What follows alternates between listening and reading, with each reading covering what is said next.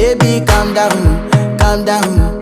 Yo, this your body, it puts in my heart for lockdown, oh lockdown.